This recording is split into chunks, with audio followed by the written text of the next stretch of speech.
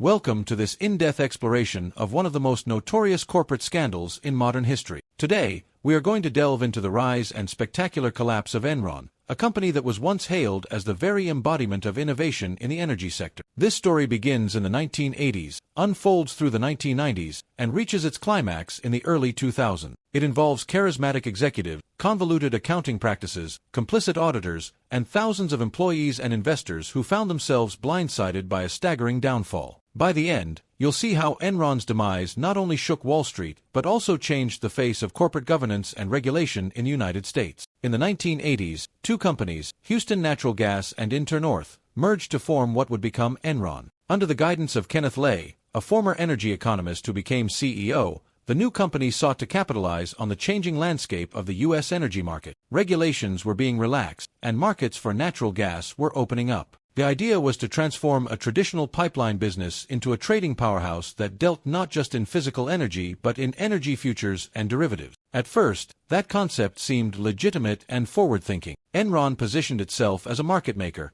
helping to bring buyers and sellers together and profiting from each transaction. It was an early step in evolving from a conventional utility into a modern, cutting-edge firm. It was in the 1990s that the company really took off. Kenneth Lay recruited Jeffrey Skilling, a former McKinsey & Company consultant who had grand visions for turning Enron into something more than just an energy trader. Skilling believed in the concept of a gas bank, where Enron could act like a financial intermediary in energy transactions, much like how a bank operates in the currency or lending market. It was a bold plan that required talented traders and complex risk management, but it promised substantial earnings if done right. Enron grew swiftly during this period, opening new lines of business in electricity, water utilities, and broadband services. The company's ambition knew few bounds. Its executives were lauded in the business press, and its stock price soared. Enron's employees were told they were part of a cutting-edge revolution, one that would change not only the energy industry but the very way markets worked. Jeffrey Skilling's arrival as president and chief operating officer brought a cultural shift. Enron became known for its aggressive, performance-based culture. Compensation was frequently tied to short-term earnings growth and the success of deal-making. Traders vied for lucrative bonus packages, while employees up and down the ranks felt that they had to show continuous results or risk losing favor.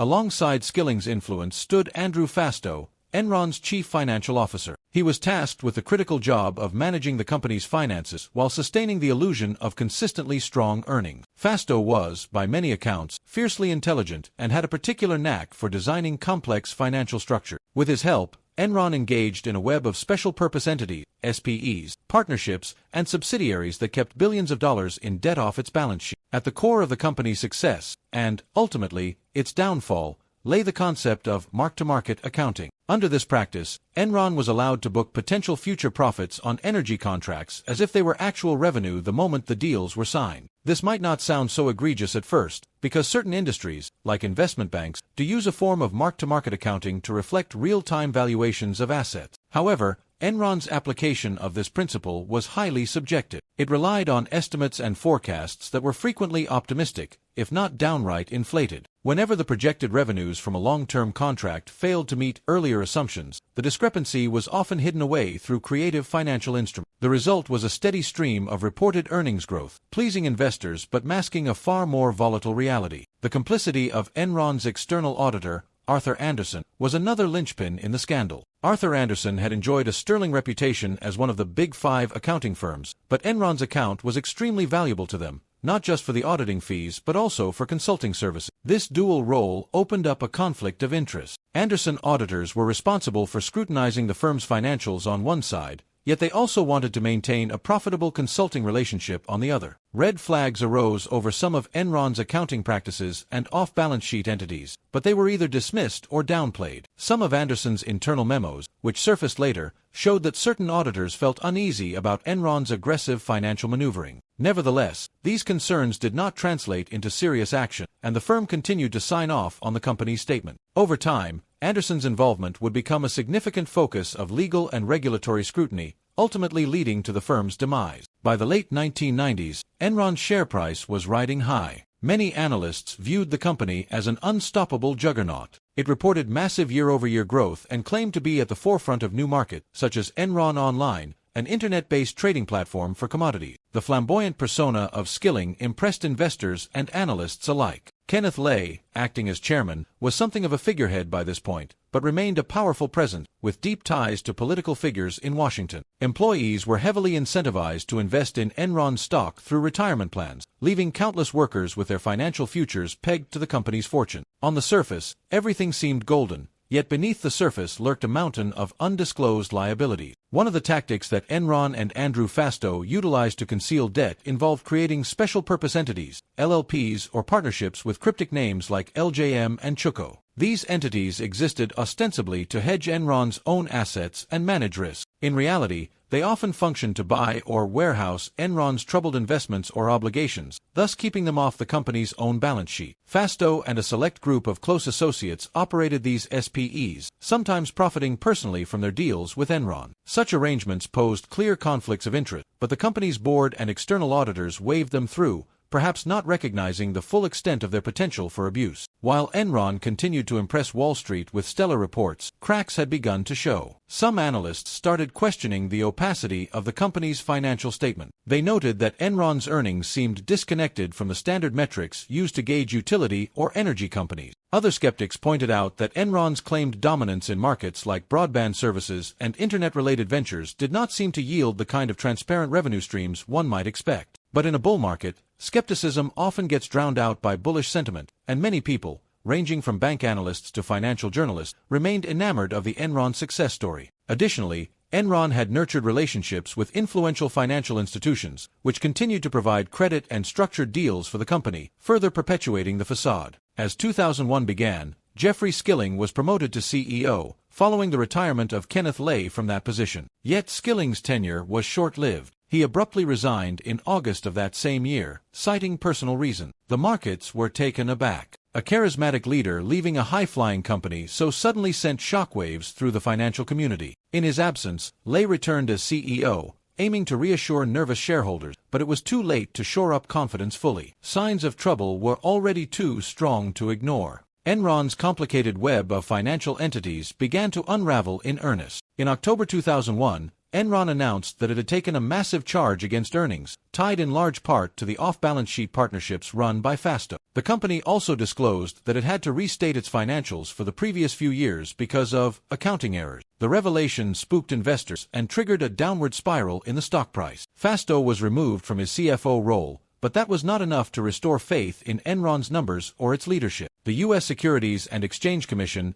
SEC, launched an investigation into the partnership, and more skeletons began tumbling out of the closet. As the scrutiny increased, key lenders and creditors started pulling back from Enron, sensing that the company's foundation was not as stable as it had appeared. A liquidity crisis ensued, and in November of 2001, a proposed merger with Dynegy, another energy trading company, offered a glimmer of hope that Enron might be rescued. Yet when Dynegy took a closer look at Enron's financial condition, it balked. The deal fell apart, and Enron's stock plummeted even further. By December 2, 2001, Enron had no viable path forward and filed for Chapter 11 bankruptcy protection. It was then the largest corporate bankruptcy in U.S. history, wiping out billions of dollars in shareholder value. Employees saw their retirement accounts, heavily weighted with Enron stock, vanish overnight. Many lost not only their jobs but also their life savings. The downfall sent shockwaves across the global financial community. How could a company that had been so celebrated for its innovation and brilliance, whose executives had been heralded as visionaries, collapse so rapidly? In the ensuing months, blame was cast in multiple directions. Congressional hearings took place, shining a glaring spotlight on Enron's top executives, as well as on Arthur Andersen for failing to perform adequate audits. Andersen employees had, on the eve of SEC investigation, shredded significant amounts of Enron-related documents, an action that led to criminal charges and the eventual conviction of the firm. Even though the Supreme Court later overturned that conviction, Andersen's reputation was destroyed, and the firm effectively disintegrated, resulting in thousands of lost jobs. The scandal also caught the attention of the wider public because of the political connections involved. Kenneth Lay had personal relationships with high-ranking politicians, including U.S. President. Critics accused Enron of leveraging those ties for favorable regulations and a hands-off approach from federal watchdog. Although direct evidence of high-level political interference never fully materialized in a court of law, the public perception remained that Enron operated in a murky nexus of money, power, and regulatory lenience. In the years that followed, the U.S. legal system dealt with Enron's executives in varying degrees. Andrew Fastow eventually pled guilty to charges of fraud, serving time in prison after cooperating with prosecutors. Jeffrey Skilling was convicted on multiple counts of fraud and insider trading. He spent over a decade in federal prison before being released. Kenneth Lay was found guilty of fraud and conspiracy but passed away before sentencing. The penalties were significant but did not quell the outrage of those who had lost their livelihood. Investors, employees, and pension funds all sought to recoup losses through various lawsuits, some of which dragged on for years. Beyond the immediate fallout, the Enron scandal had a lasting impact on corporate governance and financial regulation in the United States. The scandal was a key motivator for the Sarbanes-Oxley Act, SOX, of 2002, which introduced stringent requirements for how public companies report their financials and maintain internal controls. Under SOX, CEOs and CFOs are now required to personally certify the accuracy of financial statements, making them criminally liable for any false reporting. The act also imposed greater oversight on auditing firms, established the Public Company Accounting Oversight Board, PCAB, and reinforced the independence of corporate boards. While some critics argue that SOX placed too large a burden on businesses, few deny that it was a necessary step in restoring trust in American markets after the revelations from Enron and other corporate collapses like WorldCom and Tyco. The Enron saga also left a deep mark on everyday investors' consciousness. For a time, trust in the integrity of corporate America was shaken. Shareholders questioned whether the numbers presented in annual reports could be believed, or whether they were just illusions crafted by cunning executives. Employees at companies across the country realized the risks of tying their pension plans too heavily to their employer's stock,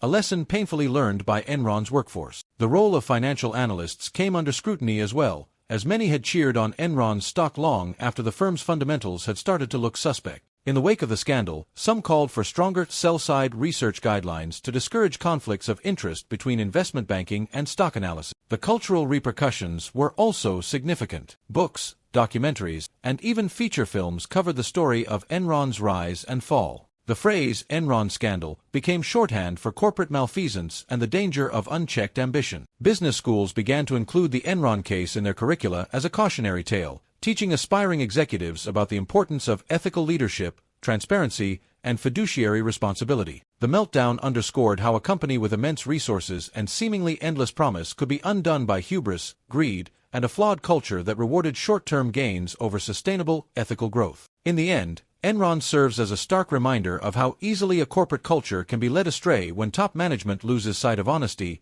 integrity, and accountability. The scandal was not a simple matter of a few bad apples. Rather, it stemmed from systemic issues that involved leadership, accountants, board members, bankers, and regulators. The repeated pattern of inflated earnings, hidden debt, and deceptive deal structures was enabled by a culture in which individuals were incentivized to keep the stock price climbing at all costs. The result was a protracted period of fraud that nearly everyone in a position to stop it either ignored or actively facilitated. By the time reality intervened and the illusions could no longer be sustained, the damage was catastrophic. Yet in some ways, Enron's downfall sparked positive change. It ushered in tighter regulations, prompted widespread reforms in how companies disclose financial information, and reminded the investment community to perform more thorough due diligence. It also reinforced that even the largest, most innovative corporations are not immune to failure if they lose their moral bearing. The lessons of Enron remain pertinent today, particularly in an era when markets can rise on hype and speculation around new technologies or complex financial instruments. Whenever a business claims that it has discovered a completely new way to generate consistent profits without the usual risks, investors, regulators,